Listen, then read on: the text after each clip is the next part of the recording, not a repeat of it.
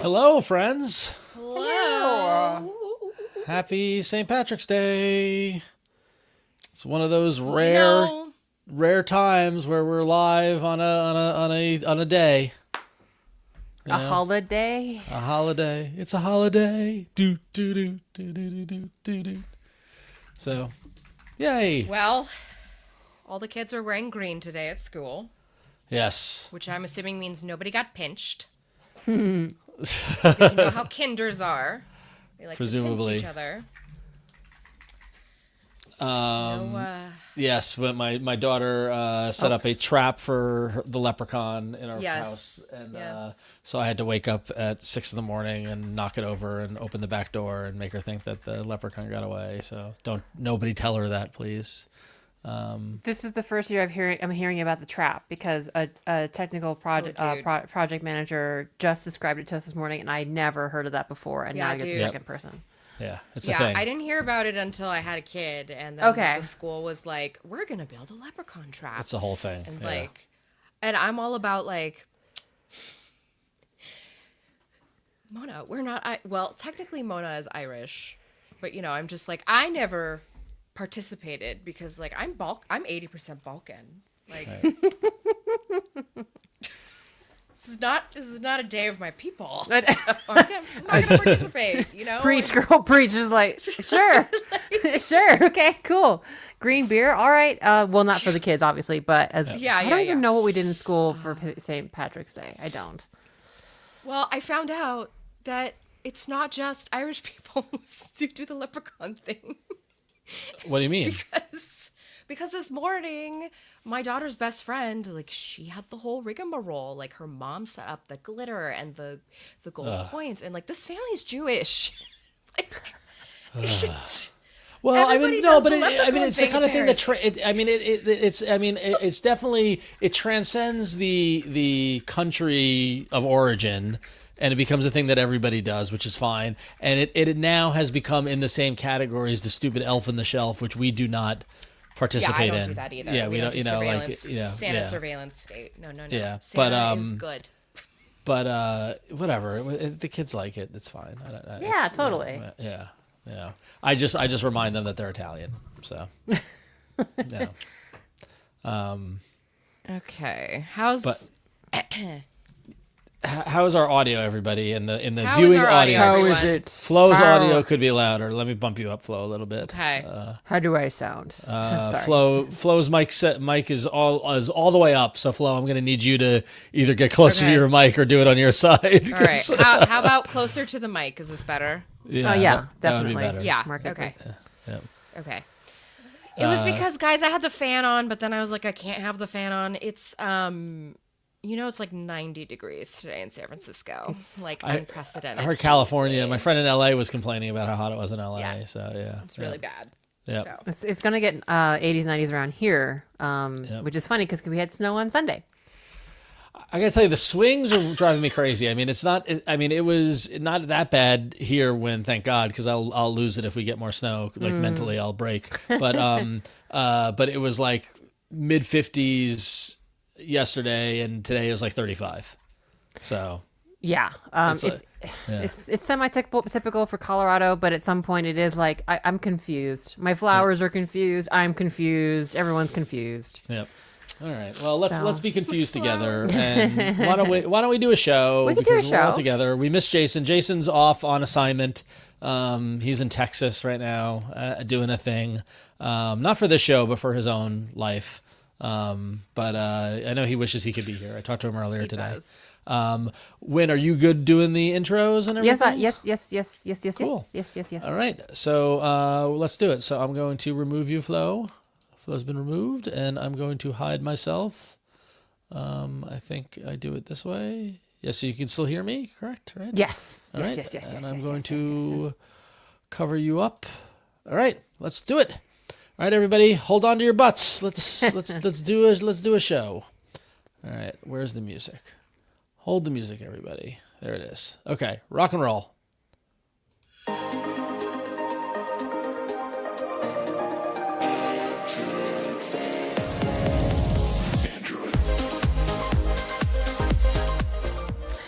Welcome to Android Faithful, where, regardless of how successful your leprechaun traps were today on this St. Patrick's Day, we will always have a little green buddy for you, the Android, because we bring you every week news, hardware, and apps in the world of Android. I am Huyen Tue Dao. And I'm Ron Richards.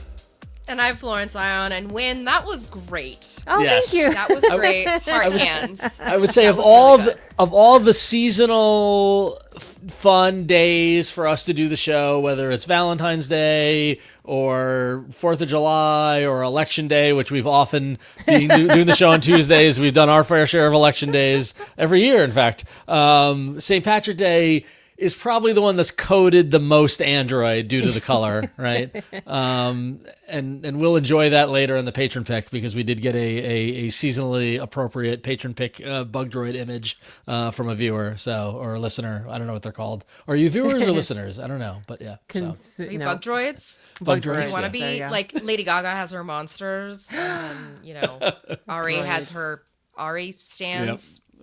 Oh. So when you are making your triumphant return after a very long time of not being in the chair. Yeah, y'all, I've been traveling 3 out of the last 4 weeks. So where in the world is Win? Yeah. yeah, Where pretty in the much. world? I do actually have I literally have a Google Calendar called Where's Winnie for my family and also for myself, because I literally forget where I am. Although, to be fair, I was in Maryland the second half of last week, and it did snow one day and was like 60 the next day. So I thought I was in Colorado. So sometimes it's not my fault. And I'm leaving again next week for vacation. And then after that, I'm afraid to say, I hesitate to say I will be staying put for a second or 60. I don't know. I was going to say, We'll how see. long is a second for? Because a second for you is like 5 days, Yeah. maybe. I know. It's like So yeah, no, I'm really glad to be back with you guys. There was while I was traveling, I would see news and I would be like, oh man, I wish I was on the show to talk about this, especially if there's something Devi. I was like, I wish I was on the show to talk about this. So I'm glad to be back with you guys. And I did not wear green today, but I told my people at work that because I'm an Android developer, I'm green on the inside. So no pinchies, please. there it is. You have green behind you. You're fine. I do. I green I lighting. I did just now, just to make up for it. And case. it's looking green on your shirt, and then I wore a tie-dye shirt with a little is- green that's in the view. So that was my my Yes. strategy. All right. I'm not. So, I'm, Ron? I'm not wearing a green shirt. I'm wearing like a cyan shirt. It's a Tonga Room shirt from San Francisco, but I don't know. I don't really wear a lot of green. I had a but- birthday there. I love the Tonga Room. I will say though, but we were talking in the pre-show, because we live stream the show every Tuesday at 8 p.m. Eastern, 5 p.m. Pacific on youtube.com/Daily Tech News Show and on twitch.tv/Daily Tech News Show. See, it just rolls off the tongue. I just do it naturally. But we were talking in the pre-show, and I was saying how my daughter set up a trap for the leprechaun. And I will give my sister credit, who I often talk. Longtime listeners know I talk about my sister, who I've equipped with her Pixel phone. And I took a picture of my daughter this morning next to the trap that the leprechaun broke out of, who might have had some help by me in the morning. And my sister then sent the picture back, and she had used Nano Banana to place a leprechaun standing next to my daughter in the trap. And she said, "Oh, make sure she looks closely at that photo." And my daughter screamed and made me get a print of the picture to bring into school and everything like that, because she thought there really was a leprechaun. And I was like, "Oh, look at my sister, who's not very technically savvy, using generative AI to freak my daughter out to make her think that leprechauns really exist." So there we go. Yeah. She wanted you to print it out, though. That is so Yes, precious. and so I had to go to Walgreens and print this. It's just, yeah, it was pretty funny. So well done with that. So I actually don't know if she used Nano Banana, to be honest with you, now that I think about it, because Nano Banana won't do pictures with kids, so I don't know what she used. I need to ask her what she used now. Jeez, I just assumed it was Nano Banana because we always use Nano Banana. Now I need to ask her how she did that, because they won't do pictures maybe with she did it children. in the messages, I mean, I don't know. Oh, that's true. Yeah. Yeah, I say, how did you do that? How did you do that leprechaun picture? She won't tell me because she's my sister and she's annoying. So, but anyway, it was cute, fun AI images. It might have been a sticker. Who knows? So, anyway, Happy St. Patrick's Day for you. There it is. All right, Wynn, welcome back. We missed you. It's good to be back. Good to have you while you're here. Jason Howell is not on the show this week, but he'll be back. I think he'll be back next week. But let's get into it. We got a lot of fun news too, and last week was a big event in the Bay Area, Flo. In fact, there was the annual what is it? Game Developer Conference, GDC, right? Yes, Game Developers Conference. I think they called it something a little different this year. I think they called it like GDC Fest or something. Anyway, I used to go every year because there would be a lot of interesting like indie games and stuff. And now I feel like I probably should have gone this year because apparently there was a lot of Google news. Yeah. So I love it when this happens. We are getting a very pointed focus on PC gaming in the Google Play Store. It is very interesting. Last week, Google announced it's launching something called Buy Once, Play Anywhere. And so this is basically what it sounds like, cross-platform licensing. So select titles, including the Reign series, which, by the way, those are really awesome. It's a card game. They have like a Game of Thrones themed one. I really love the writers of that series. Just want to shout it out. And Dungeon Crawler. So if you buy those games, you can buy it on your phone, and then that will automatically grant you the PC version. And then, vice versa, anything you buy for the PC, that'll grant you access on an Android device that's capable of playing it. There's a bunch of other stuff too. Like, this is not the only thing. They're doing game trials, and that's kind of to really get people to want to try out the apps that require payment. My thing currently is to kind of stick with whatever's in the Play Games Pass right now. Play Games, the Google Play Store Google Play Pass. Play Pass, right? Yeah. Yes. That's kind of what I stick with. But yeah, there's a lot of paid games out there that now you can try them out. You could jump into the full version of a paid game for free for a limited time, and then if you decide to buy it, the progress will carry over, so you're not starting over. And now there is a dedicated PC section in the store. So if you're looking for a game that's optimized for Windows, this would be the place to go. I guess I will be going there soon. Of course, my Nest audio started talking. Let me get it to stop. Hey, Google, stop. That was really annoying. I'm sorry, everybody, for that pause in our podcast. That was very, very distracting.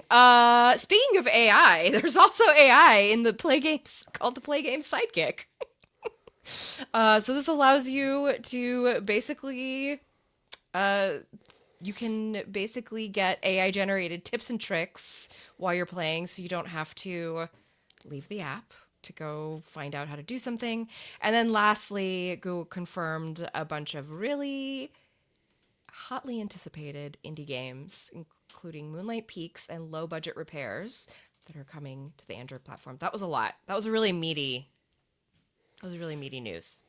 Google shows up at GDC. They always try to bring new, getting to the gaming space and bring not only titles but also features and things like that. The idea of buying a PC game and having access to it on Android and vice versa, that's kind of like the cross-platform support. That's really cool in my mind. That is me. No. I bought both mobile versions, Android versions, and PC versions of games. That's like Balatro. I'm playing a bunch of other things. Potion Craft, actually, which is one of these announced games, is kind of my kind of jam. So I'm actually really glad for that, because I'm also the kind of person that wants 100% achievements. So I will play a game twice to get achievements on both platforms. But now I don't have to, I hope. Oh. So yes, this is for me to also gimme. Very cool. Yeah. So those are the announcements I'm sorry, Flo. Okay, go ahead. Sorry, I gotta say, I have been, I use the Play Store on my PC because that's how I send apps off to the phones that I'm testing. And I've been bombarded with this advertising for months on the Play Store. Every time it detects that I'm coming from a Windows machine, it immediately sends me there. And now I'm just like, is this something that I have to do? Is this a carryover of Stadia? It seems like it. Like I don't know. I don't know how much could they resurrect from Stadia into this. I mean, they didn't just throw that all away, I guess right? It's not streaming the game. I guess it's just that the developers, if they have a game for the PC and for Android, I guess it would just clock over. Yeah, possibly. Well, I mean, that's a good segue because those were the announcements that they made for people who like to play games, but when they made announcements for people who like to make games, right? Yeah, and I mean, basically, it's the developer side of the things that Flo just mentioned. Basically, yeah, like letting developers know that there are a lot of tools that will allow them to participate in these different things. And this is all kind of part of the Level Up program that they've done, which they announced, I think, most of it last year, which was a lot of initiatives to kind of improving the optimization and performance of games, as well as participating in certain things, in certain kind of more of the commerce side of it as well. So you kind of get these certain side benefits if you meet certain criteria to the Level Up program. And so they basically expanded it to include a lot of the things that Flo is talking about. So, of course, opting into buy once, play anywhere. For the Google Play on PC as well as on mobile. It is rolling out early, so they probably have worked with some partners like Brotato Premium, which I haven't played, but I keep meaning to play, and other folks, so that you kind of get an idea of what it looks like. Same thing with game trials, as well as Play Pass expansion. Along with those things, there are other things like wishlist and discount notifications, having wishlist directly integrated to Play, and then that kind of being facilitating for the average like Google Play player to be able to see like different notifications and stuff when certain prices drop or prices drop or they're otherwise discounts. Let's see what else. There's going to be a new tab in Google Play Store to highlight games with this PC cross compatibility, and there's like a little special PC badge that shows up. And of course, Sidekick is the big thing. It's this little overlay that has, it's basically an extension of the U tab, which we covered, I think, when they first announced it as well, which is kind of like, again, U that shows a lot of little, your achievements, like streaks, things like that, things that have to do with your gaming experience on Google Play. Right now, I think there's only about 90 games that are implementing like early adopters of Sidekick. But in your Google Play console, which is basically the dashboard for any developer, Google games or not, where you manage not just kind of like new releases of your game or app, but also kind of a lot of, again, the commerce side of it, looking at statistics, et cetera, et cetera. You can now kind of basically preview what Sidekick will look like for you if you choose to participate into it. So there you go, kind of like playing on this idea of leveling up your games with not just, performance or enhancements to the game itself, but the entire experience, commercially and otherwise, and again, not just of your game, but as a part of a broader ecosystem of Google Play games. So there you go. There you go. There you go. Oh, Ron, you're muted. Sorry, when Jason's not here, I'm the TD, and sometimes I'm muted because I had to sneeze. So there you go. I will say, as the resident marketing guy, watching the assets they made for GDC this year, and admittedly, I'm not looking at their marketing very closely, but did it really take until 2026 for them to come up with Level Up and to adapt Google Play to say Go Play and expand to Google Play? Like, does someone sitting in Mountain View go, wait a minute, if we just collapse Google to Go and make it say Go Play and then expand to Google Play, and someone's like, yes, let's go get lunch. You get In and Out. Right? Like, it just seems like, and Level Up just seems like that's just a no-brainer. But yeah, so. Nice. Well, good job, Google. Good job. Yeah, good on the gamers. People love the games. Mm-hmm. Yep. People do love the games. All right. Well, good on the GDC. I had some friends who were at GDC. They said it was very, very busy. They thought I had lunch with a friend of mine in LA a couple of weeks before GDC, and he said he didn't know what to expect. He said because with all the travel problems and all the uncertainty and all the stuff, he thought it was going to be dead. And then I actually talked to my friends who went to GDC last night, and they're like, "Oh my God, we're exhausted. It was nonstop." So I guess it was pretty busy. I guess people had a good time at GDC. So. Good for them. They always do. GDC always ends up being a big deal. That's why sometimes I am sad that I don't go. Yep. So be a fly on that wall. Yep. All right. So Flo, who's the best maker? Who's the biggest maker of foldables out there? Motorola, actually. Who knew? Not Samsung. not Google, but Motorola. And I mean, are we surprised? Because Motorola is the one that has been actually making them affordable to some degree compared to Google and Samsung. So this actually comes from the big data guys, IDC. So the latest data says that Motorola isn't just the competitor here, it is leading the pack. Okay, it now holds a massive 50% of the foldable market share in the United States. That's like, it's pretty significant. And they are even stronger in Latin America, where they sit at 55% market share. So the Americas are loving these phones. And I think loving the affordability of these phones, right? So in Europe, it's not, the best picture, of course. It's only 13% over there. But overall, they've got about a 14% of the global market share, which is a pretty big deal for a company that I think it's had so much competition come in like the low end where it was really making its money. So for it to be able to kind of get people interested back in this what used to be a very niche smartphone category, good job, Motorola. You managed to deliver the affordability. You managed to deliver the vibe. I mean, we had some different finishes on the Moto Razrs last year, which was really nice. But of course, we do have to think about what's coming up. We can't just look at what's great right now. We have to look at the fact that Motorola is going to be graduating from the flip phone to the foldable phone with the Razr Fold, and this is going to be the first book style.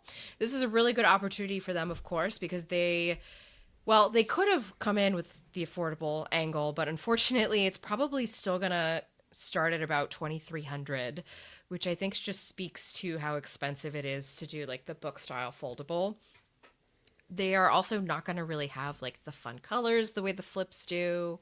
And of course, this is the year that we're getting the folding iPhone, according to like the last 3 years of Bloomberg reporting. So what's that?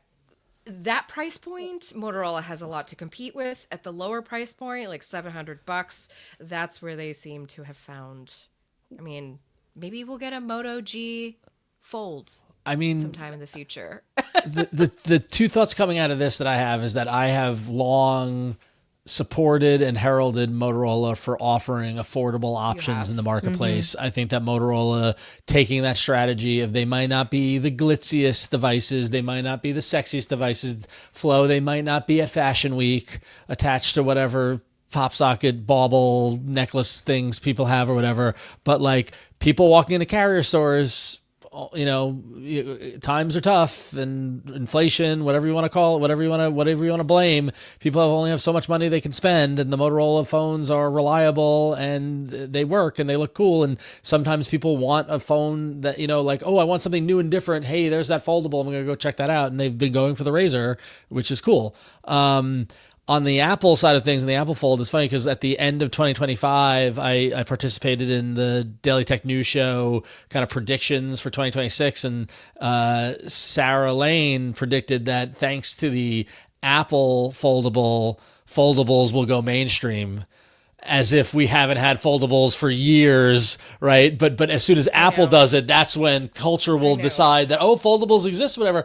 But the thing is that, and of course I called her out on that, but she possibly would have a point, whereas like even Apple doing that could continue to elevate Motorola's market dominance in that people will, it can elevate the presence of foldable in the marketplace, and people not being able to afford Apple will continue to look for a mid-range and look to Motorola and continue this market dominance, at least in the sector. So I think Motorola is positioned in a great spot, and who knew that they'd be positioned in a better spot than Samsung? So.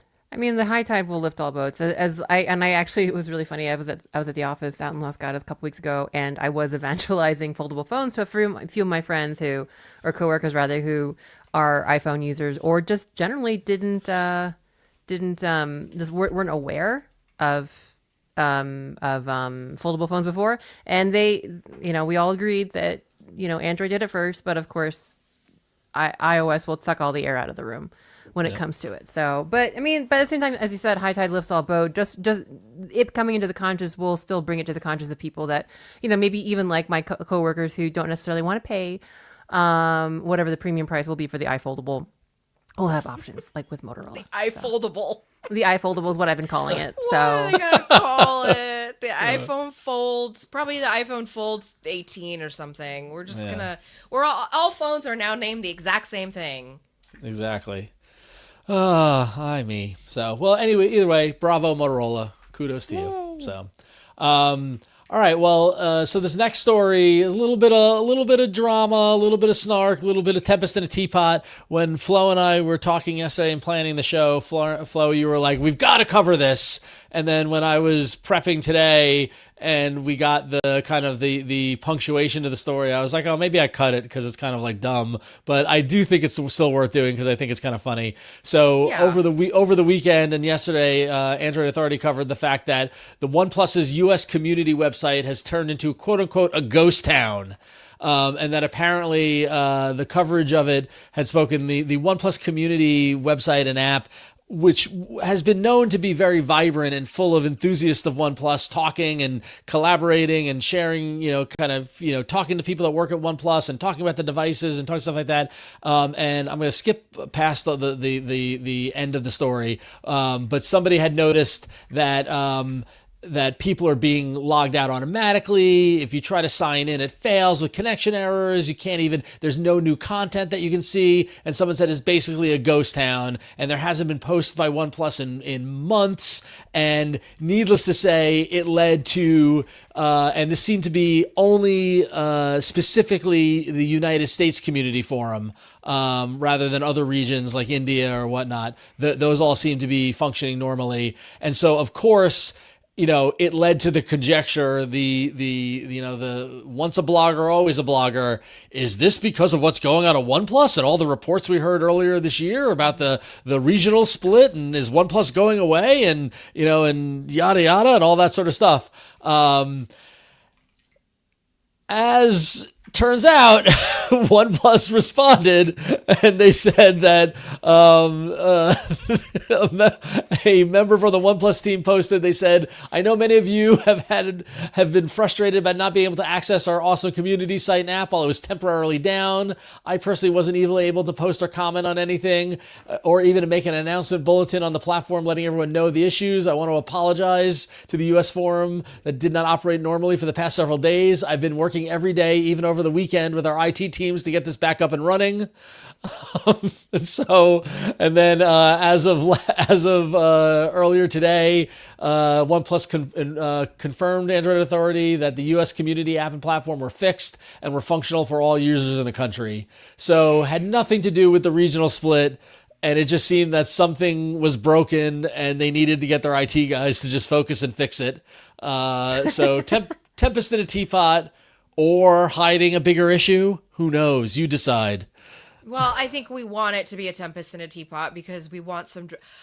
I think the thing about OnePlus, and you can blame Carl Pei for this because he was the harbinger of all this scandal around OnePlus from the very beginning. And so I feel like this legacy, even though OnePlus, has gone under the arm of the Oppo empire, I feel like the legacy is kind of, the ghost of that legacy has really stuck around. And so now everybody's kind of watching and is like, let's manufacture some drama. Like, does that mean OnePlus are they a tabloid smartphone?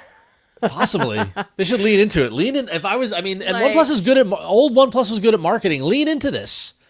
Get people talking about the brand. National Enquirer of Android devices. Yeah, possibly. Well, I'm not saying Daily Mail. Daily Mail is awful and terrible. I'm saying National Enquirer. Like, we have some aliens. Which you can have fun. You can have fun with a tabloid, right? Yeah. So. Yeah. You can. We did get a letter on DTNS last week where a patron pointed out that, a lot of smartphones are raising prices because of supply chain, because of memory being so expensive. And I guess that person noticed that it was only OnePlus that specifically connected the two ideas, like in writing, right? Because Samsung will say, like memory is expensive, and then you'll just see the prices of the Samsung devices go up. And so you do a cooler shop effect and say, okay, this is the connection. Whereas OnePlus actually said it in writing. So now it's like speculate, like then it becomes like, oh my God, they said it out loud. Is this them airing something that, like it does feel like OnePlus is like a buzzword or trigger word or something these days. Just like too funny. It could also, sorry, I wanted to just point out, somebody made a really good point in the chat, that it could also just be that their IT staff is overwhelmed, because who knows what kind of, like, if Oppo is scaling back money, because of sale, like, you know what I mean? We don't know if some stuff like that is happening behind the scenes, and that's why there's a shortage of resources to keep the forums. Yep. It's very. I mean, it's just made me laugh because anything that happens with OnePlus, everyone now wants it to be something that's signaling their demise. And so they, and whether their OnePlus is watching that or not, they're going to step on rakes left and right at any misstep because everyone's just going to pounce on it. So yeah. Either way, it was funny, but it's all resolved. It's all fine here. Go participate in the community app. It's all good. So all right. Well, we have a little bit more spice for you for your green beverage of choice on the St. Patrick's Day. But before we get to that, we want to introduce and thank our patrons, because it's time for the patron pick, y'all. So every Monday we put up 3 stories. Some of them are patron provided picks. I was hoping for like a suggestion word that started with a P, but we're going to go with there. Sometimes they're patron provided picks and sometimes they're provided by us. And we always have you guys vote on them, with the deadline being 2 p.m. on show day. And the winningest one will get talked about here on the main show. But fear not, for if you really had your heart set on one of the other 2 stories, we will be talking about them during After Hours, which is available for the $10 tier of patrons. Am I saying that right? Correct. Okay. 10 or higher. Yep. 10 or higher. And for free on the main show, we always kind of crowdsource, or Ron does it, a hero image. I'm obsessed. Yeah, a hero image for the patron pick. This is episode 140, nice round number. And for our very nice round number on this very nice St. Patrick's Day, I mean, I don't even know how to begin to describe how St. Patrick's Day this Android is. It is a St. Patrick's Day parade being what's the word? The parade marshal? Is that the right Grand term? Marshal, maybe? Grand Marshal? Yeah, Grand Marshal of the parade is, of course, the bug droid holding a glass of fizzy green beer, holding up an Irish flag with a big A hat, going down the road, a road that has multiple Irish pubs, I'm guessing, from the awnings. This image is so Irish coded that I had to pause for a moment. I'm like, is this okay to post? Is this offensive? Like, is this okay? People? I think it's okay. I don't know. But there's a lot of people. There's pubs in the background. There's it's great green beer. It's a great St. Patrick's Day image. So well done. Well done. Charles York for sending that in. Thank you, sir. Right. So well, thank you, Charles. And everyone can see this. Go to patreon.com/AndroidFaithful. You can see it's in the free and clear. You don't need to be a paying member. You can see it. And if you want to send in a bug droid image, you can email it to contact@AndroidFaithful.com. And let me tell you, people have been showing up. I have an inbox full of them. We've got weeks of bug droids to use, but keep them coming. The quality level has increased, and I'm here for it. So you guys are great. So, yep. All right. Well, we have 3 stories to quickly look at. We'll talk about the winningest one. So the least winningest one this week was about OnePlus having a new tablet on the way, because we just can't stop talking about OnePlus. And this is why the leaks are, and this is what the leaks are saying about it. What kind of device is it? We don't know just yet. Maybe we will in After Hours. So that story got 24% of the vote. At 27% of the vote, Vivo patents a vertically rollable smartphone. So there we go. Maybe it's the year, maybe 2009 will be the year of the rollable, supplanting the foldable, but we can't, I won't speculate anymore about that, except for maybe in After Hours. And finally, the winningest, sorry, my brain just went blah. So the winningest story this week is a little more drama. It is about foldables, and it's not a happy story. Basically, so the patron pick, when it was provided, was speculation and rumor. Is that correct? Yep.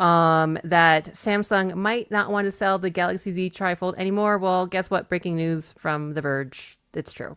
Basically, Samsung is discontinuing the Galaxy Z Trifold after just 3 months, and it had a really banging start. I think we covered a story where the initial, like it initially sold out, at least in Korea, within some crazy amount of time, like less than 24 hours, might have been 2 hours, I don't know. But yeah, it is no more. They will only, I think, do one more restock in Korea. And you've only been able to get it at Samsung phones. And now my version of the article has an ad over it. But yeah, that's going to be it. And I mean, basically the main reason cited is, of course, the cost of the device. And of course, the rising materials costs recently. They're just not able to make it profitable at this point, regardless of how many they sell. It's just the avalanche of everything going on right now. Of course, competitors like Huawei are on their second generation Trifold, of course, China being a completely different market that we don't have as much insight to. So if you want one, this might be your last chance. But of course, given that it is now so hard to find, just buyer beware. But that's it. It came. We waited. We saw it came and it left very quickly, just super quickly. So little bait and switch. Do you think bait and switch? I mean, what do you think, Flo? I mean, I saw you posted on Threads about this. You had some hot takes, right? I don't know that it was that hot of a take, but I mean, they did this last year with the Edge. And so I feel like they just do this to test people. They test their market. They see that there are hardcore fans out there that will spend the money and give them the feedback they're looking for.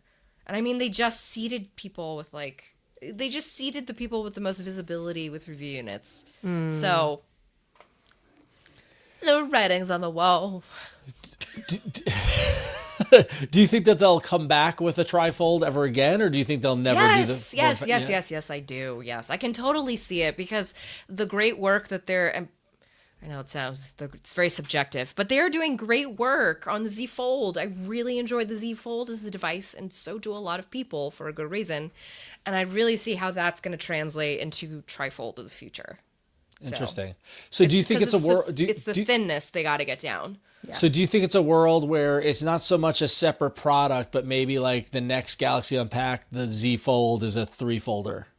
No, I think it might be a pricier option, a pricier offering. Okay. Or like the Z Fold, the Z Fold Triple or whatever. You know what I mean? Like they just work it into the lineup versus being a one-off. Exactly. Right. Yeah. Yes, that's what it's I meant. like.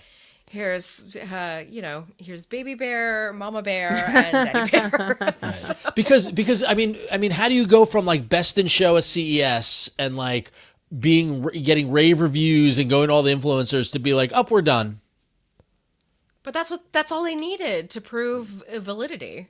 They don't need it to be this enduring product that you can like still buy and go out and get. They just needed it to have a really big bang. Right. And kind of remind, Samsung is really about they love to be pedantic in their marketing, right? So they're always like, we're the first ones, and they can cling to that because technically they always figure out how to get there first. But so they weren't the when first Apple one. does the They weren't thing, the first one here. They were in the U.S. In the U.S., right? Yeah, but not in the world. Yeah. They were in the U.S. This is weird. It was weird. Well, also, you have to think about it too, Ron, like all that manufacturing that they do. They have to figure out how much of that is going to go to this kind of device. Like, they have to figure out a new supply chain for that. They have to figure out all this new stuff with manufacturing to get something like that to be as mass-produced as the Fold is right now. Okay, right. And Lord knows it's not like there's supply chain issues going on right now. Like maybe it's like they proved we could do it and wait out the supply chain issues and all that sort of stuff until the world is a little better or ready for it. Right idea, wrong time.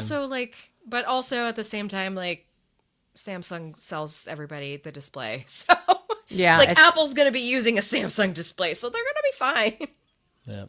I was really proud to tell my iOS friends that too. Like, by the way, even if you get an iFoldable, it's still a Samsung display. Yeah. So don't hate too much. Don't hate too much. Well, how much? But how much is it? But how much is the device, the display versus the guts and the chip and all? I mean, it's one piece of it. But still, yes. That also plays in it. But to be a funny pedant, right? Yeah. Say that. The Samsung. We all want to be a funny pedant at the end of the day, don't we? All right. Well, with that spicy news, that wraps the patron pick of the week. And we do want to take time to thank some of our wonderful patrons like Scott Oldfield. Of course, we literally couldn't do this show without you guys. So thank you so much. And patrons, please keep those patron provided picks coming. Love hearing it. I love the fact that this was started off as speculation and then bam, it's true. Love it when that happens. So thank you guys. Yeah, very awesome. And go to patreon.com/AndroidFaithful where you can sign up and you can get access to the patron vote every week. You get access to the after show, which has got more stories, more discussion about Android. It's only available over on patreon.com. And you also get stickers. You can get a t-shirt. You get all cool merch, fun stuff over there at patreon.com/AndroidFaithful. And you can go to AndroidFaithful.com where you can sign up for the newsletter that Flo does. It comes out every Friday. And if you don't want to pay for Patreon, you can go to AndroidFaithful.com and you can sign up there to help support the show over there. And you also get an ad-free version of the podcast, which is great and helps you avoid the ad that you're about to hear in a second. And we're going to come back after that ad to talk about hardware. And here's a quick teaser, more Samsung and more Motorola. How about that? So we'll be right back after this. All right, so I promise you Samsung, promise you Motorola, and we're going to deliver. Flo, you're on the Samsung beat. You're living and breathing that Ultra, right? You know what? I am still living and breathing that Ultra, so I decided to take a much more present approach to the review process. But in all honesty, I got a chance to really delve into this device, so I decided I'm going to take my time with some of the testing that I'm doing. Last week, I got all into the physicality of the device. So everything that has to do with the touching it, feeling it, touching it, feeling it, feeling how warm it gets, and then also how it performs as a device. And so far, of course, everything is great because what did Samsung improve in this the most was thermal conductivity. You would think that those of you who are watching this show probably know thermal conductivity can change so much about the experience of a device. But a lot of people don't realize that when a phone gets too darn hot to hold, it's really not fun. And Samsung basically fixed everything about that with the Galaxy S26 Ultra. So what they did is they actually overclocked the Snapdragon 8 Elite that's inside there for Galaxy by a teeny tiny bit. And they replaced the standard graphite pads that are usually used with thermal paste, which we learned. I think there was a big teardown last week. And we talked about that teardown on the after show. Yeah. So you patrons, you heard us talk about that. Yep. So that's what my brain remembered. Yep. Thank you very much. And so those graphite pads, as I said, they've been replaced with thermal paste. And as you know, thermal paste expands into those little nooks and crannies so that you're not having little pockets where air can escape. And so thermal paste was put on the hard drive, on the storage module, the processor module, and the memory module. And so when the phone is doing all of its performing that it's doing, when the processor is being activated and used to the full extent, the upper part of the very back of the phone, right next to the lenses, is where it feels the hottest.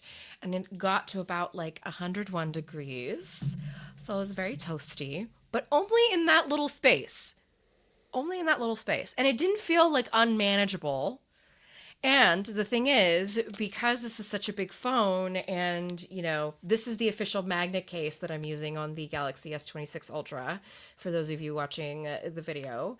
And so the pop socket is in the middle area of the chassis. And so I don't even feel any of the heat that's coming off the back where all of that is happening. So thermal conductivity, 2 thumbs up.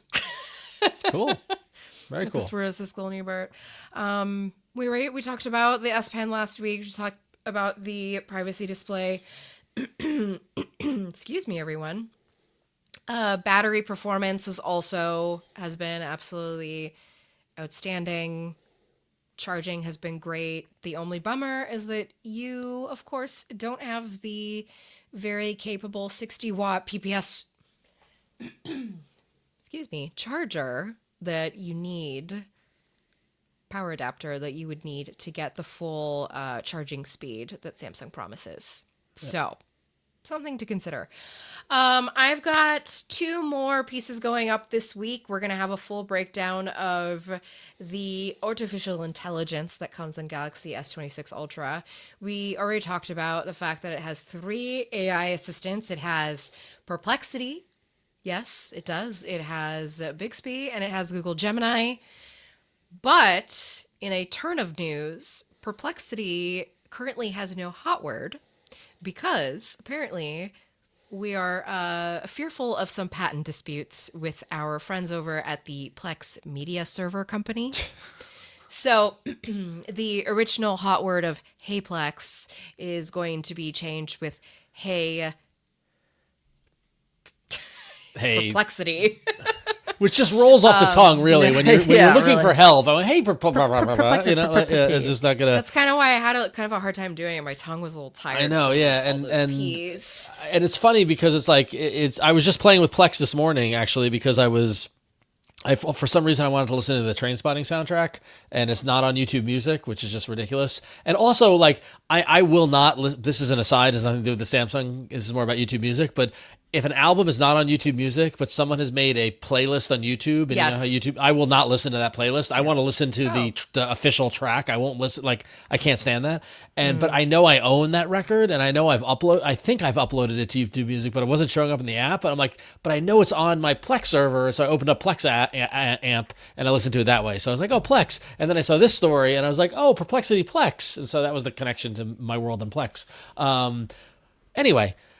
This is very funny because the fact that there are 3 assistants and they all have wake words, and Hey Perplexity is probably the least dancing off the tongue of the 3 of them. I mean, at this point, I thought Bixby was a tongue twister, but Perplexity is even worse. I found out also that you can just program this to just say, Bixby. There you go. And then it lights up.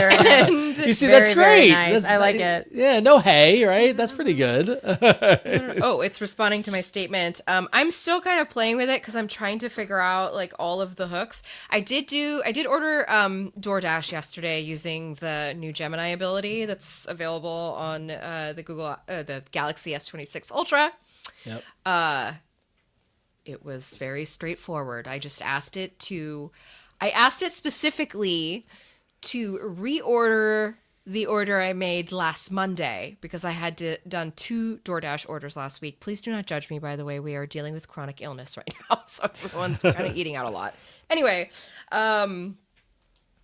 it was a completely hassle-free experience. And of course, before you check out on DoorDash, like the app comes into focus and then you are the one that has to approve the payment before it goes through. So it's not fully doing the job for you. It's just taking care of some of the grunt work in the background.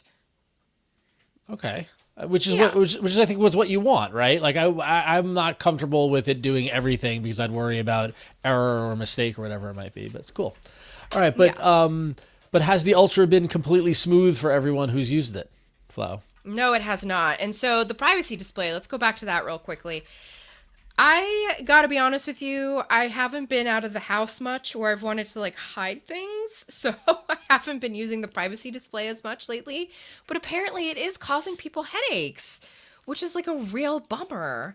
And apparently this has to do with the fact that there's a very specific refresh rate that is being broadcasted when privacy mode is on. So this comes from Reddit. A lot of people have been complaining on Reddit and in various other tech forums about severe eye strain and heavy eyes, as well as migraines and headaches shortly after using the device, and of course, dizziness and nausea, which is another symptom of the migraines and headaches. Very similar to what you would experience if you were having motion sickness, which I have experienced before, and it sucks. So why is this high-end screen causing such a low-end experience?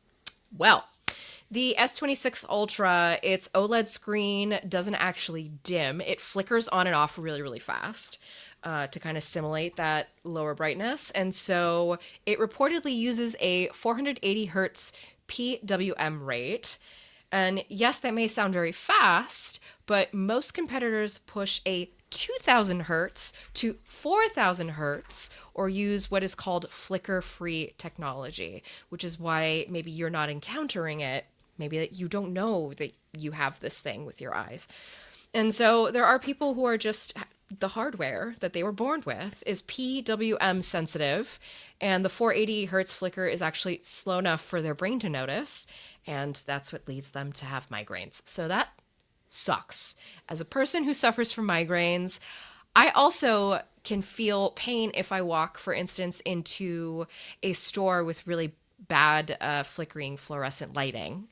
I know it's kind of a different like hertz rate, but I imagine it's kind of the similar effect.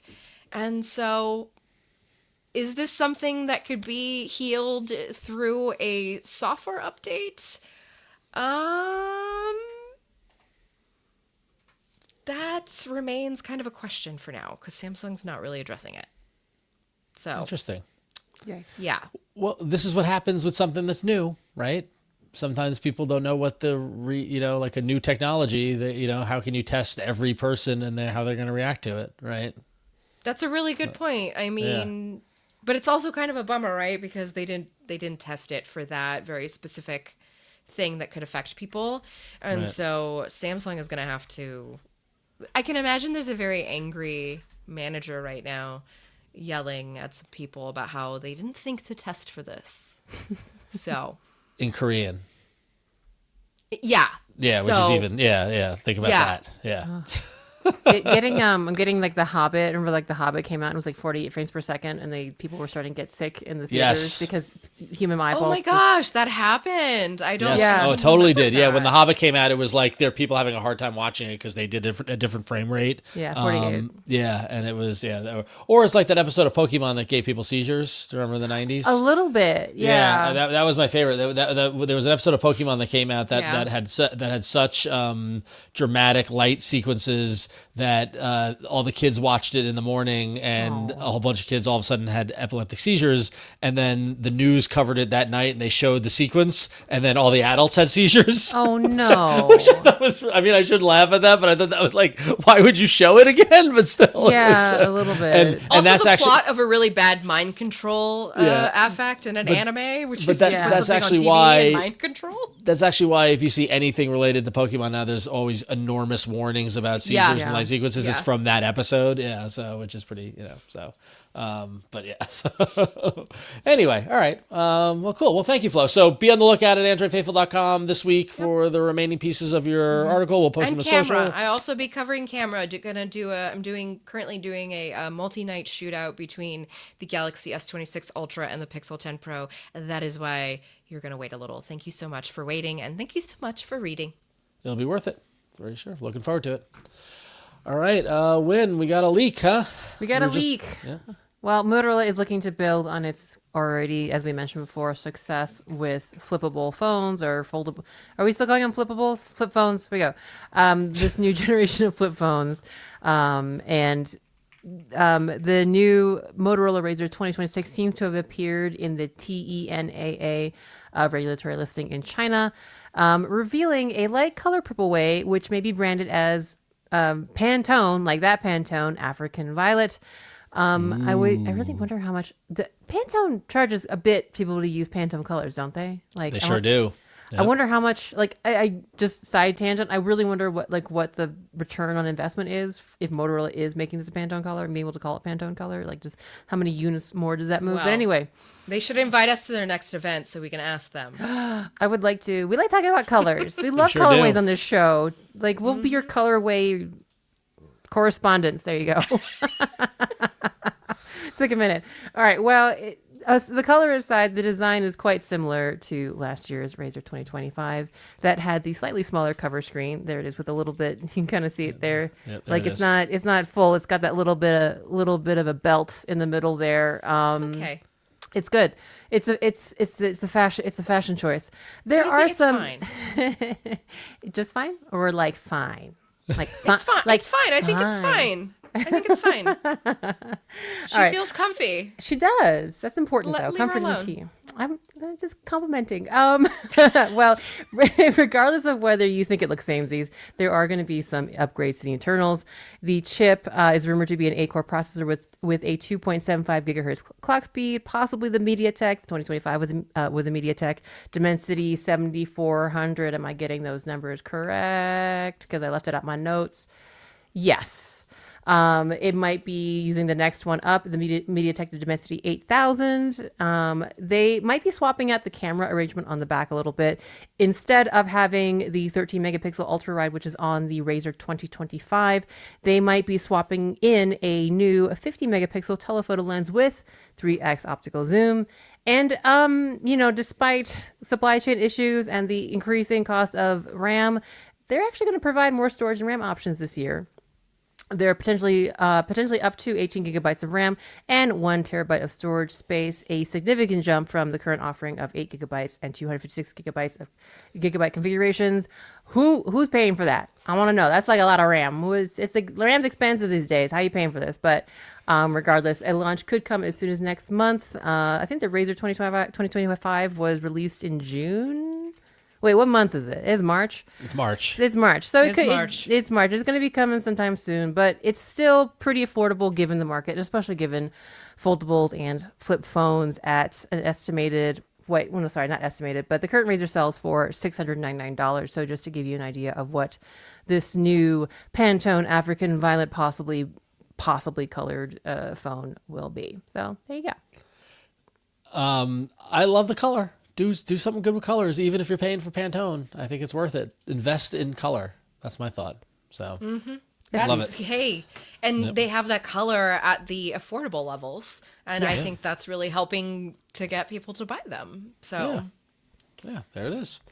All right. And then our last little bit of hardware actually comes in as a request from a listener. Jared wrote in wanting for an update on the Google Find My Network. And one actually got posted recently over on Android Authority. Rita over at Android Authority did a interesting piece where Rita El-Khoury decided to ship an Apple AirTag, a Google Find My Network Pebble Bead device, and Tile Bluetooth trackers across Europe, and kind of did it's a Mad World, Amazing Race style thing to see what would happen. And so what she did was she took a Pebble Bee chip, a Pebble Bee clip, and a Pebble Bee tag, all using the Google Find My Hub, Find My Device network, a TileMate Pro using the Tile app, and a Chipolo One Spot using the Apple Find My Network, and mailed them to her, shipped them to her various teammates all around Europe, and basically tracked them. And saw how they proceeded throughout various different parts of Europe, which is, hey, it's a fun way to spend your time, I guess, is tracking these as they go through Charles de Gaulle Airport and Romania and Barcelona and other various cities in Europe. And so if you go find the article on Android Authority, it's a great piece where she goes through it. But ultimately, the net of it is, at least in Europe, her results were that the Apple and Tile trackers were disappointingly slower than Google, which is interesting. You know why? I'm sorry, Flo? You know why? Tell us why. Because there are more Android users in Europe. That's what I was going to say. Yes. So she said she saw. So basically, she said she saw lapses that went from 7 minutes to 41 minutes on Apple's Find My, where Tile went for many hours at times between check-ins. And those were tabulated when the trackers were on the ground, not flying, which is very clear. And that the Pebble Bee tags using the Google's Find Hub were showing much more recent and more accurate locations taken at the same time. And basically the net of it was that the whole premise, and we heard Michelle talk about this a year and a half ago when the Find My Network rolled out, was the idea was that the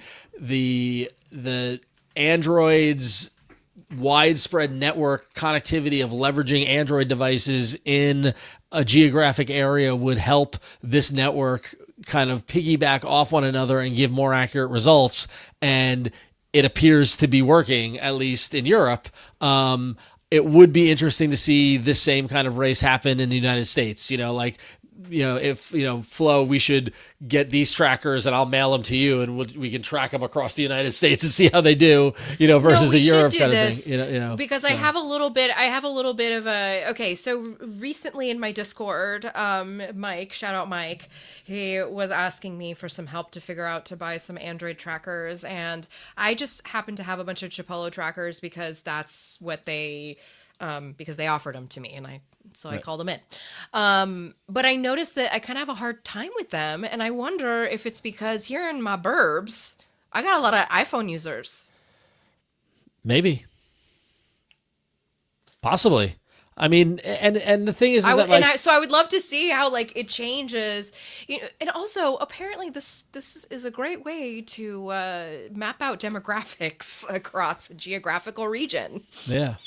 It's interesting. It's still a thing that, for Android has both very expensive phones, but also is like the more affordable phone across pretty much the rest of the world, outside of the U.S., Japan, and Germany, I think. Yeah. Question mark? Something like that. So that's a really good point. I think that's really fascinating as an extension of that part of it, that it makes tracking networks that affects tracking networks, and that's fascinating. Yeah. So great article by Rita. Great kind of exercise to kind of measure the results. I know similar things were done when the Find My Network for Android came out, and it was a little disappointing. But now we've had at least a year or so more of these kind of devices getting into the world, and it seems to be working. So very interesting. Good stuff. So there you go. Who requested it? Jared. There's your update on the Find My Network. Who knows what it's like in the United States? Maybe Flo, if we get off our butts and find some time, we'll do it.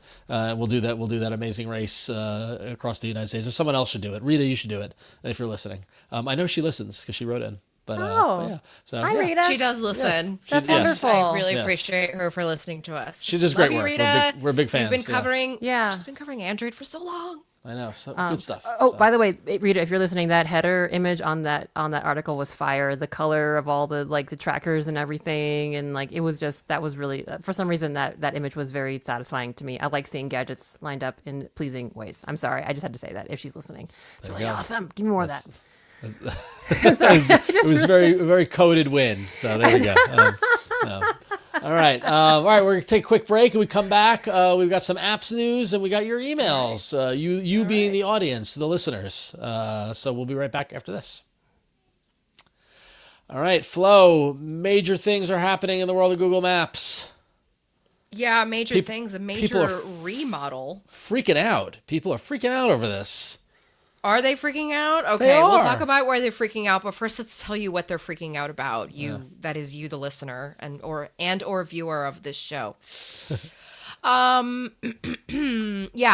Google Maps getting a huge visual overhaul. We are getting 3D and spatial awareness visualizations. This is definitely the most significant overhaul of Google Maps in eons, I should say. This includes vivid 3D views, so you'll be able to see buildings, overpasses, and terrain in high detail to kind of help you orient yourself while you're driving. And then enhanced road details, so things like tricky city turns, that will actually be visible on the map as you are navigating. Google's also going to be using Gemini to analyze Street View and aerial imagery. And so this will be able to deliver real world look at, what the area is like before you get there. Other sort of great things that are coming to this is more intuitive voice cues. So instead of just turn left in 500 feet, you'll hear something more natural, like go past this exit and take the next one. And then before you even leave, you can actually preview the destination's entrance and get specific parking recommendations. So that stuff is kind of in your head already before you get there. strategic zooming, so the app will automatically zoom out to show a broader view of your route, or kind of make those buildings transparent and show you where you are relative to where you are in real life. And then we've got, this is a really big update in case you couldn't tell. Maps will explicitly tell you the pros and cons of alternative routes. So it'll tell you, it'll tell you this route is 5 minutes faster, which it already tells you. It's just that now it'll tell you. And then like it'll be more forward about it. And then it will continue, of course, to lean on that really massive user base that's contributing to all that data. So that's kind of where all that's coming from. This has already started rolling out about 5 days ago, and it's coming out to Google Maps on all the platforms: iOS, Android, CarPlay, Android Auto, and of course the cars with Google built in. Now, Ron wants to talk about some of the commentary about this from the users, right, Ron?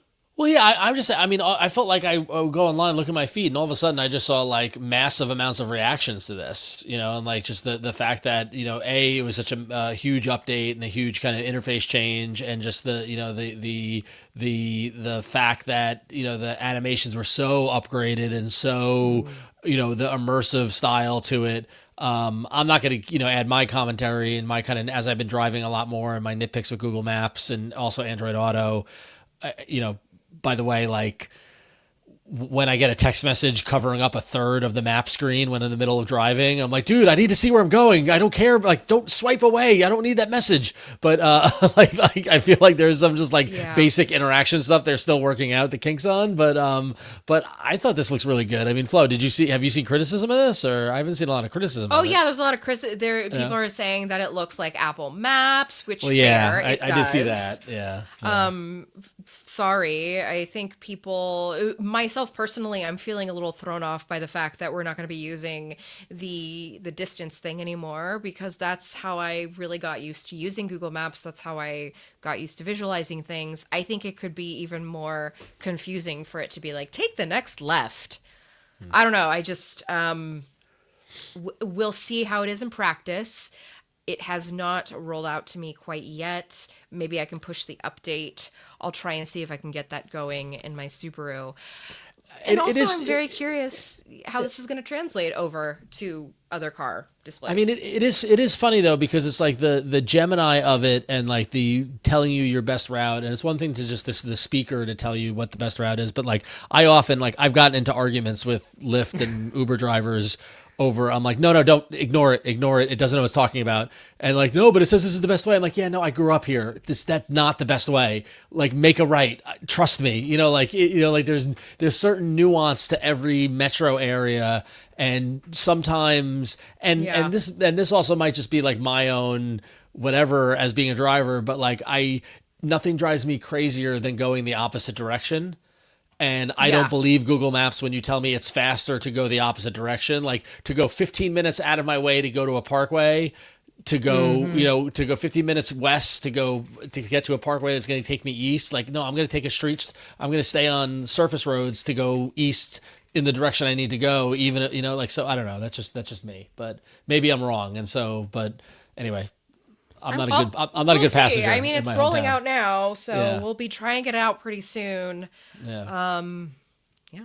I gotta say, I really need it in California. I've been going out to California or to San Jose for work like every month, pretty much for a bit now. I think it's just me, but I have a really hard time on California highways. I keep missing ramps. No, babe, they're all really, really badly designed. Is that area? Like, especially the South Bay freeways are absolutely terrible. And the left-right thing. I'm fielding if you're not from a place, if you're not used to exits being on the left and the right, it is very hard to adapt to that. They made it very confusing. Okay. And I think Google is not also good at telling me, because there's a couple weird, like there's like a right turn immediately and the service after. is bad in the South Bay, and so All right. So yeah, It's like a whole thing. Yeah, no, we like my team got bigger and we've been driving and I have like a days since wrong turn taken counter or like, trip since last turn taken. It's at 0, you guys. I'm always taking a wrong turn. So part of me is like looking forward to it, but I also find some of I presume not to be an AI Debbie Downer. I presume some of these like AI generated cues are a little weird. I know it's trying to be like real with me, but it keeps telling me past the Bank of America with the drive-through something, take a right. I was like, you just needed to say just like half of that. I'm driving. I do not need to process like, tourist information about the Bank of America. But I mean, I'm kind of looking forward to it. Maybe if it does help me not take so many wrong turns in this day. Hey, if it makes you feel better, I've lived here all my life and I continually take a wrong turn. Girl, I was like 45 minutes late to I was dinner. born in San Jose. Okay. Ooh, 45 is rough. That's rough. Yeah, like I end up taking a wrong turn and then at some point I said, okay, I know I'm going north, but then it was like Oakland and San Francisco and I was like, I don't know, I'll just pick one and I had no idea and I was 45 minutes late for dinner. Well, I will admit. I mean, it's much longer than I want to admit. But when I was, there was a time, and when I was a teenager, trying to navigate Brooklyn, and like, oh, we're going over the bridge again. We're in Manhattan. Okay, all right, let's go back. Okay, up. Now we're back. Oh, we're in Manhattan again. Like, just trying to figure out how to get to where we're going in Brooklyn. But you get there eventually. So, all right. Well, good on Google Maps for making this big update. That's over 10 years in the making. So, all right. Well, also big updates from Meta. They announced last week, and it's funny because this announcement reminded me a lot of the updates that we hear from Google, especially Google I/O. But Meta announced new scam detection tools rolling out across Facebook, WhatsApp, and Messenger. Obviously, millions and billions of people use Meta applications for messaging, around the world. I'm one of them. I live and die by WhatsApp, these days. And we know that there's a lot of people of varying ages and from not thousands, but hundreds of countries that are using Facebook and WhatsApp and things like that. And so Meta is working to, improve the scam detection tools across those messaging apps so that if someone is, potentially reaching out to you with something that's possibly a scam, giving you an alert that reminds me a lot of the alerts that Google has rolled out with some of the phone detection things and things like that to alert them that, hey, this might be a scam. So it's good on Meta for actually, trying to fight scammers and protect people. I want to be snarky and say finally, but trying to step up their game in that regard. And in their announcement, they announced in 2025 they removed over 159 million scams and took down close to 11 million accounts on Facebook and Instagram associated with criminal scams. So it's just wild to see just the amount of activity on those platforms. And they're trying to do something about it. So say what you will about Meta and Facebook and all that sort of stuff. A lot of people are using them, so they're trying to fight the good fight there. So if you're a user of those apps, there's some protection happening. And then this all came on the heels of the news earlier this week that Instagram is killing off end-to-end encryption in their direct messages. Which has a lot of people kind of scratching their heads about it. And so there's been some speculation about it. Meta actually issued a statement about it, which was specifically said very few people were opting into end-to-end encrypted messaging and DMs. So we're removing this option from Instagram in the coming months. Anyone who wants to keep messaging with end-to-end encryption can easily do that on WhatsApp. So, it's pretty... it's the usual kind of thing, like not a lot of people are using it, so we're pulling it out. But some of the other speculation I've seen, posts pop up on Instagram and on Threads and stuff like that, saying that some people are speculating that they are doing this in order to get ahead of people who are using Instagram DMs for illegal material, including child sexual abuse material and other illicit material that's being kind of messaged back and forth on Instagram. And the end-to-end encryption is basically protecting them in able to do that. So take that away from them, they won't be able to do it. Meta hasn't officially said that's why they're doing it, but that's some of the speculation around there. So if you're someone who is using end-to-end encryption on Instagram, note that come on May 8th, the day before our birthday, Flo, it will be going away. I don't even know if I opted into it or not. I've never even thought about encrypting my DMs. Because guess what? It's not like I trusted you anyway. Guess what's in my Instagram DMs? Nonsense. Just utter nonsense. It's a steady flow of my wife and my friends forwarding me other stupid reels from other accounts, and that's all it is. Yeah. And I'm happy to say that there is no illicit material, so it is okay. But other people might not be good people like we are, and so maybe this is a way to fight back against them. Who knows? But maybe people have legitimate reasons to encrypt their messages. I don't know. It's complicated. So, but yeah, there you go. So be aware of that. All right. And lastly, Win, we got another Google update. Yeah, so there definitely were some goodies for folks that drive using Google Maps, but if you're more of a transit person, Google is not leaving you out in the cold with no features. As part of the March 2026 feature drop, there are 2 commute-focused features. One is very much a good old Google Now feature, like when it would let you know, hey, like, you have a thing coming, you have like some travel coming up. You might want to think about this and that in terms of real-time updates via at a glance. So you're going to get commute alerts. And so it will show things like, hey, there's significant delays on your work route, with specifics on maybe like which train or which line is delayed, things like that, right on your lock and home screen. It does use your Google Maps timeline to learn your commute patterns. So it is trying to tailor it to you. So even when this feature does roll out, expect it to take some time to learn your patterns so that it can provide you the most cogent information. Along with this is something called transit mode. And so it's part of the modes menu where you can basically, it's creating different, I guess, smartphone usage modes like do not disturb, driving, sleep, work, etc., and grouping together certain settings so that you don't have to go picking them out yourself. That makes sense in certain situations, right? So at work, you probably want to do things like quickly adjust your volume settings, things like that. So there is going to be a transit mode, and it groups together things like Bluetooth connectivity, notification preferences, all kinds of that. So you get an option. So if you are a person who is a very serious transit commuter, you spend a lot of time, you'll be able to kind of customize that experience to, be respectful of the people on the train with you, but still, get your smartphone in.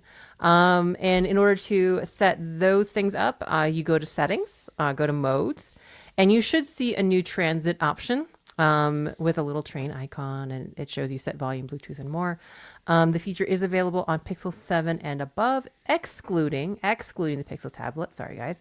It does require a Google account and Google Maps, and is available globally except in Europe and the UK. Oh, sorry, friends. Sorry, friends across the pond. But yeah, Ron, thoughts? I think it's cool. I like the idea of a transit mode. I mean, Flo, you're into transit, right? I mean, I love the transit mode. I can't wait to put it to the test. Do one of my epic transit adventures with it. Yeah, it's very cool. I also want to add, in addition to transit mode, the March Pixel drop. People have messaged me about this. The at a glance widget is getting the boost that I've wanted since they announced the thing, and I'm going to finally be able to get baseball scores in the at-a-glance widget, which I just cannot wait for baseball season to start and just look down and see what the Mets score is. So I'm you better anxiously take a screenshot waiting. The minute it happens. I know, and spring training's been happening, and I haven't got any of it. And I've told Google that it knows that I like the Mets. I'm still just getting weather and calendar. Oh, we know you like the Mets. Yeah, sorry. Anyway, every company knows you like the Mets. Waka waka. So okay, those are the app news. We got a couple of emails from all of you that we want to make sure we get through. And our first one comes in from Sean, who wrote me an email, but I'm going to share it with you all. Sean says, "Hey Ron, just wrapping up rewatching last week's episode, Android Swall era. You should have suggested to your friend in the market for a new phone with an SD slot, the Rug One Zever 7 Pro. He says it's new and even has a removable battery and FLR camera. FLIR camera, is that pronounced? FLIR. He goes, I know you're aware of this device and just didn't think about it on the moment. Think about it at the moment with your friend, but I heard about Rug One through AF from you. Also, Unihertz is great, but I wonder now why its parent company 8849 Tech has better versions of their tank device, like with the 1080 DLP auto focusing projector with brighter LED? Question mark. So I don't know what I was thinking, not recommending the Rug One Zever 7 Pro. I mean, it just rolls off the tongue when you're thinking of phones. I mean, obviously the Zever 7 Pro is the phone that we're all talking about. But yeah, Zever. But yes, the Rug One is just a great company name. I mean, it's running Android 15, you know, it's just like, it's got all these things going for it. But it does have the ability to have an SD card in it. So yeah, I should have thought. It also has a swappable battery. So I will pass this along to my friend. Thank you, Sean, for reminding me of the Rug One. So yeah, good one. All right, next email. Win, I think you got. Yeah, we have Tharanga. Sorry, Tharanga, if I'm pronouncing your name incorrectly. Writing to us again. Also in response to Ron. Hi, Android Faithful crew. In the last episode of the pod, Ron covered his love for the Unihertz Titan. Here is my version. A Unihertz Jelly Star used for navigation on my bikes.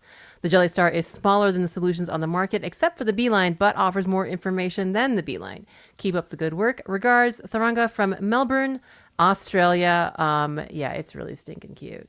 Look at that. It's like a little tiny Unihertz phone mounted to the windshield of his motorcycle. And may I say that the Jelly Star is a great name for it because it's got this translucent casing that comes in translucent blue, a translucent red, orange, and translucent black. It's just cute. It's cute, y'all. It's tiny. How big is the screen? How big is it? It looks tiny, doesn't it? It's a 3-inch display. It looks like a garment. Yeah, like it looks like one of those old those old GPSs or something like that, right? Yeah, it does. It does. Yeah. That's so cool. It's cute. It's adorable. Well, thank you, Tharanga, for sharing that with us. And then I love the next email is like an ongoing saga check-in. So Flo, this is great, actually. Yeah. This is really great. I'm so happy to be able to read this one. Hey, guys and gals, Joey here again with an update on my new Pebble Watch. It's been 4 months since I last emailed you, and for the record, I just hooked my watch up for the 5th charge tonight. That's right, 4 charges have got me 4 months. The first charge went 24 days. The second charge, 23 days. And this is where it gets crazy. The third charge lasted 38 days, and the fourth charge went 36 days. For the record, Pebble has pushed out at least a dozen updates since November, and I'm guessing a few of them must have worked on battery life issues. To be fair, I only use my new Pebble 50% of the time. The other 50% of the time, I'm wearing my older one to work. So I'm sure connected to Bluetooth 24/7 would reduce the actual battery life to a 25 to 30-day range. But even then, what other fully functional smartwatch with an always-on display can claim that? Joey. What I love is that Joey's like, it's been 4 months since I last updated. Like I just picture him in a windowless room, keeping track of the days on the wall since he charged, and like it's Joey keeping his Pebble Watch diary. You know, I love it so much, and I do love, Joey, that you're offering us this anecdotal evidence. And I think though you're only using the watch 50% of the time, I mean, this is still like pretty amazing, the fact that it's holding on to that battery when you're not using it, that it's able to just sit dormantly and that you can pick it up and it's still there.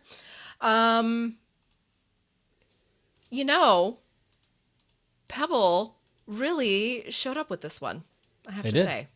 Yeah, they hit a home run. They did. Yep. They did. Good job. All right. Yeah. Well, if you got any comments, if you've got an ongoing saga you want to update us on, email us at contact@androidfaithful.com. We love to hear from you. If you have anything you want to comment on, if you want to react to anything I said on the show this week, or Flo, or Win, or anyone, or Jason, email us at contact@androidfaithful.com. We love to hear from you. Thank you. All right, well, that's it for the show this evening. Happy St. Patrick's Day again. Before I guess we let you go to check your Leprechaun drops one more time before the evening ends. Flo, what do you want to let the people know about what you're doing? Yes, please. If you would like to come find out where I am on the internet, you can go to florencehuyen.com, where I've created my own link tree of sorts. And there you will find a link to the Android Faithful newsletter where you can sign up and get it in your inbox every Friday. You'll also find a link to my Discord, and you'll find a link to other places where I am on the internet, including social media sites. Thank you, everyone, for listening every week. All right. Thank you, Flo. Thank you. Thank you so much. Ron, even though you aren't wearing a speck of green, we're not going to pinch you. We're just going to ask you to tell people where to find you. Yes. If you enjoy my brand of nonsense, head over to threads.com/RonXO. I said I was talking about train spotting. My latest post has a train spotting GIF. But yeah, I'm posting nonsense and clickbait posts over on Threads to try to get people to react to. I was baiting Pitt fans with talking about the Pitt, and I got a lot of people react. I got like how many?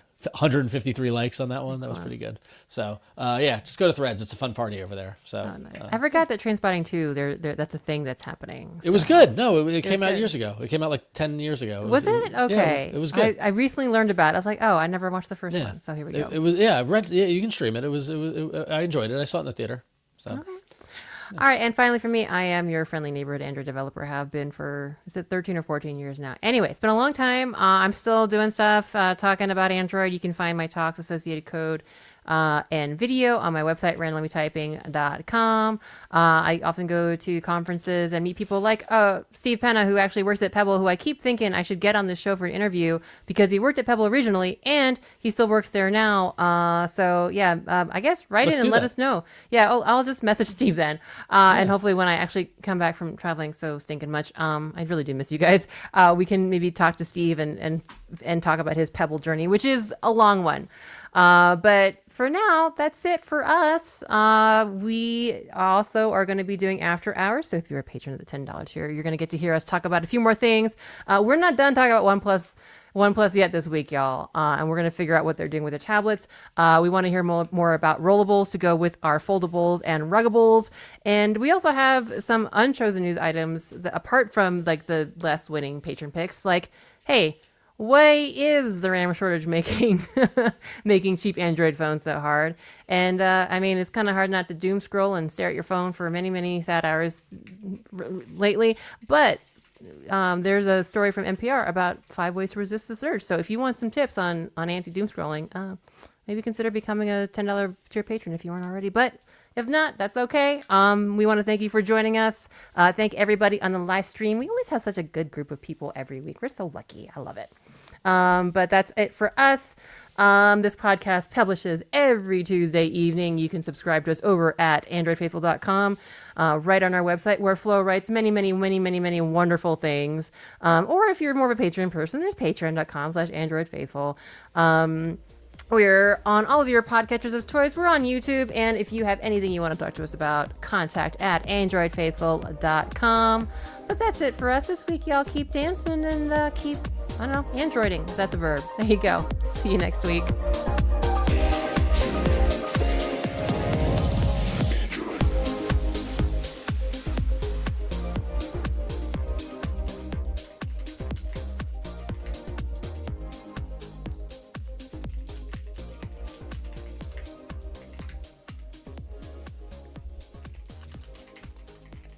And fade out. All right. It is so hot. It is warming up here. I'm just sweating my booty off. Excuse me. All right.